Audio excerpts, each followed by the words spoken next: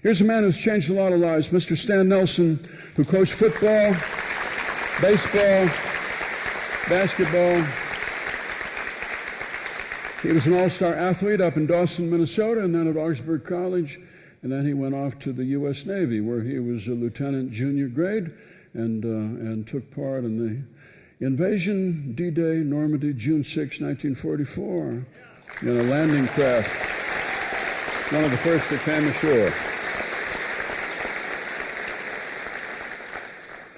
And he was a man who expected the best of people, and sometimes, occasionally, he got it, ever so often. Did you have a good time coaching football, Coach? I had a wonderful time, and I was blessed to get the job at Anoka. At that time, it was the #1 job in the whole state, and I just can't say enough for the great times I had and the loyalty of the fans and the great ball players that I've had over the years. And you've taken some of those ball players out fishing now that you're 95. You're still playing golf, though, aren't you? You know, the good Lord, I read a slogan one day, and it said, every day you go fishing, the good Lord is not going to count that day. And at my age, I'm going to go fishing every day. I see. All right. And my guy, Dwayne Blaska, who was an all-state quarterback for me, he's been very nice to take me fishing. But he took me fishing last week, and we caught one little crappie.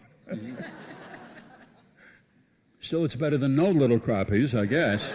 I don't know. I mean, I've learned to be satisfied with very little over the years, but we're not here to talk about that, are we? No. No, we're not. So, do you ever talk about D-Day? Not really. I'm so grateful that I had an opportunity to serve my country along with the hundreds of thousands of other Americans. Mm-hmm. And I was a young lad of 21 years of age, and of course at that time you thought you could take on the world. So to me it was sort of a game, a challenge, and we had prepared ourselves real well for what we had to do. I was on a landing craft infantry, which is a ship that took 250 soldiers into the beach. And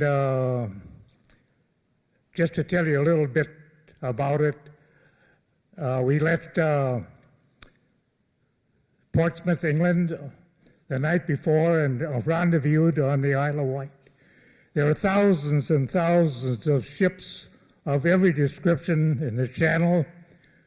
So we started across the channel, and D-Day, H-hour, was 6 o'clock, and it was a beautiful day.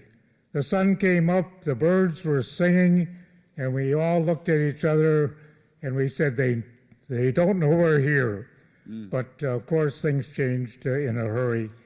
And from then on, we took the 250 soldiers into the beach, then we'd go back to the troop ships and get another load, and we kept on doing that for quite a few days. Mm-hmm.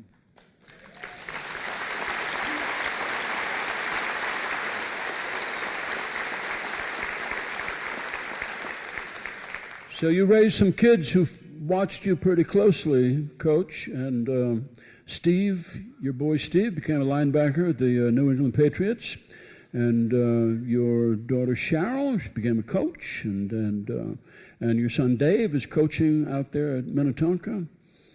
It's pretty good output for one man.